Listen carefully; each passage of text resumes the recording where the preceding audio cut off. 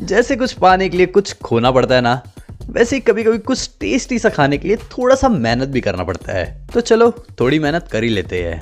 1 बड़ा चम्मच बारीक कटे हुए लहसुन के साथ मैंने ले लिया है 3 उबले हुए आलू, 1 छोटा चम्मच लाल मिर्च पाउडर, नमक, क्रिस्पी करने के लिए 2 बड़े चम्मच चावल का आटा, कॉर्नफ्लावर का भी यूज कर सकते हो, और ये आपके ऊपर है कि आपको मटर डालना है कि नहीं। देखो बस इतनी चीज डाला है मैंने और इसे अच्छी तरह से मिला लिया है। अब देखो अगर आपको शेप देने का मेहनत नहीं करना है ना, तो आप मेरी तरह ये ट्रिक का यूज कर सकते हो। फटाफट आपको बस इस तरह लंबे शेप में कर लेना है और फिर हम इसे चाकू से एक साइज में काट लेंगे और गर्मा गर्म तेल में डालकर हम इसे तेज फ्लेम पर एकदम फ्राई कर लेंगे और अच्छी तरह से फ्राई करने के बाद हम इसे निकाल लेंगे।